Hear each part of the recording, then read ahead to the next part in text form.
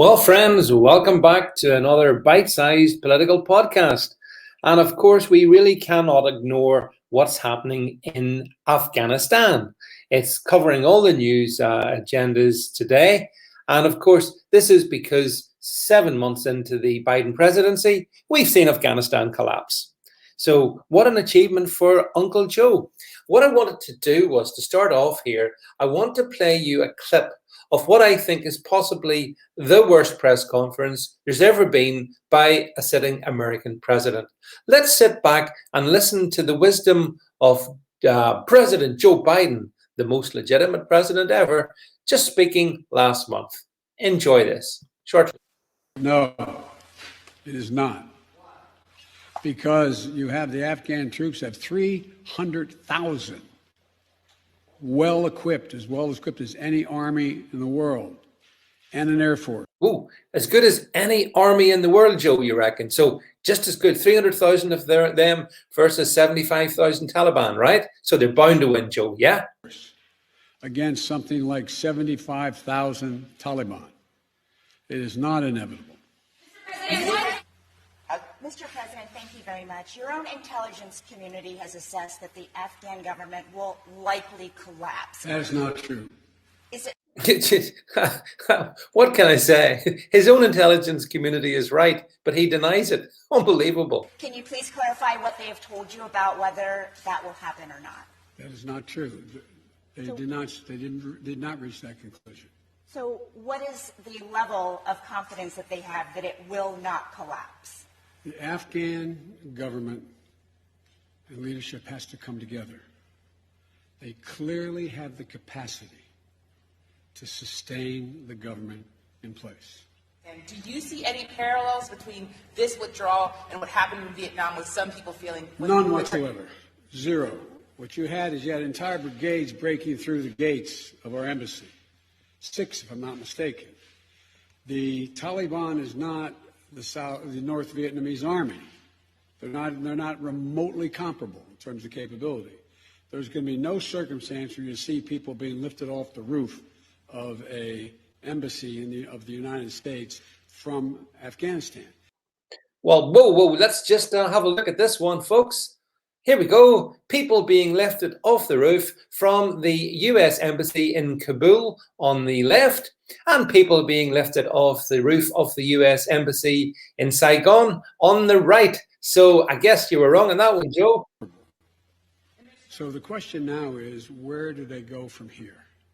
That the jury is still out. But the likelihood there's going to be the Taliban overrunning everything and owning the whole country is highly unlikely.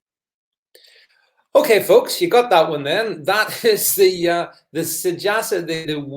wisdom of Comrade Joe Biden.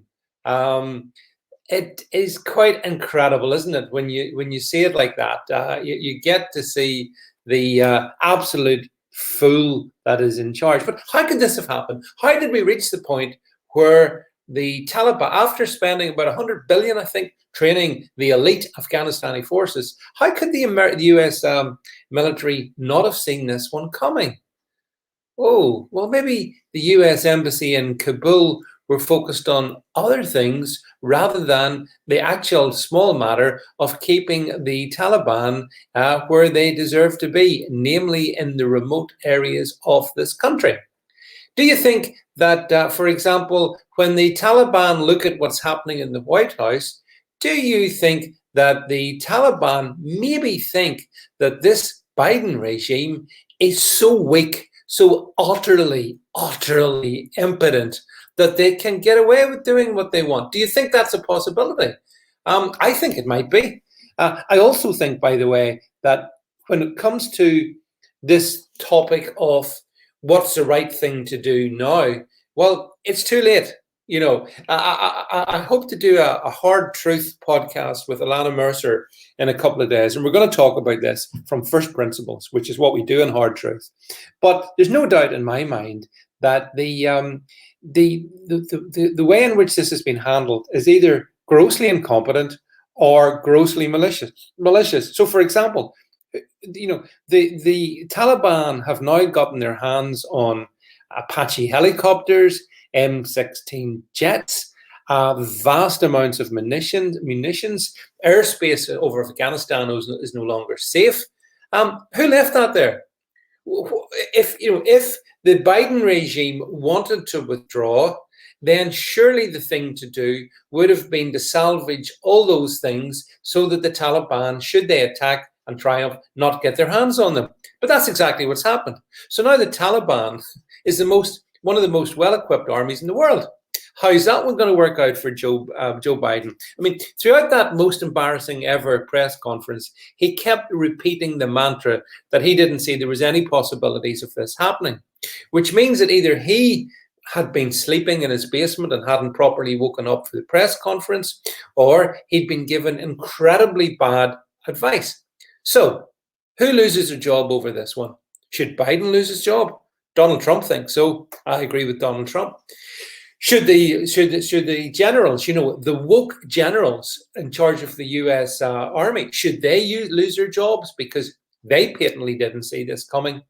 This is a tremendous defeat for the United States and other countries as well, but predominantly the United States in Afghanistan. It's been bungled, it's been mangled. And the only thing that worries me is, rather like whenever Obama got out of the likes of Iraq, for example, could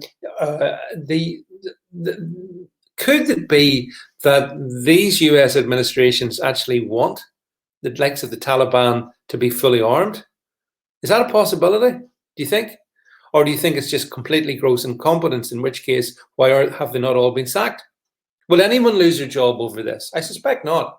Because the generals, the US generals now, the people at the top, they are pushing their own agenda. They're pushing the rainbow flags. They're pushing their diversity. They're pushing we need to accommodate people of all persuasions in the US military. No, the military has only one purpose: to win wars. That's why you have an army. That's the only point. Everything else is a detail. But in this case, the Taliban have absolutely won. And they won pretty much without a shot being fired. This is the other massive indictment. If the West was training Afghanis to actually fight for Afghanistan, and they've spent 20 years doing that, and the first time the Afghanis encounter resistance from the Taliban, they run and flee, then what does that tell you about what's been happening during those 20 years? Do you think that during those 20 years, the agenda has been completely distorted, and made dystopian? So there we have it, folks. We have the Taliban now in control of Afghanistan. We have the final number of Westerners fleeing from their lives. We have vast numbers of Afghanistanis fleeing for their lives as well. I understand that. I understand their plight. Ultimately, though, it's their plight. It's not our plight, unless we bring them here into the West. And I see already big promises from, I think Priti Patel has promised to bring thousands of Afghanistani people fleeing the Taliban into the UK.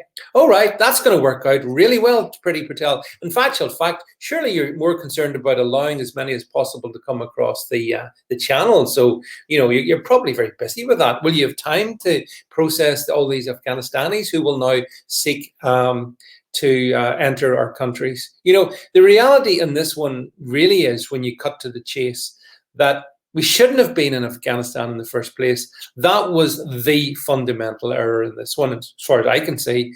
And any way of getting out of it was never going to be good. In fact, actually, the truth is, once you're in, you're trapped. You can't get out, but you can't stay. And that's a discussion I probably want to have with Alana on Wednesday. So I do hope you'll tune in for that one. But for now, as I say, just review the Biden press conference, only given last month. So 3 or 4 weeks ago, he was assuring us everything was going to be super duper fine. The highly trained Afghanistani army, 300,000 strong, were going to beat the 75,000 Taliban. In fact, the Taliban beat them without firing a shot. They just fled for their lives. Do the political leaders of Afghanistan carry culpability? Of course they do. But then, did nobody evaluate them? In fact, at any point, did anybody step back and say, is this a sustainable situation? Because the truth is, as we all see right now, it patently isn't. So anyway, that's what I think on it. You may hold different views, in which case do let me know, and I look forward to speaking to you soon. Thank you for watching and listening.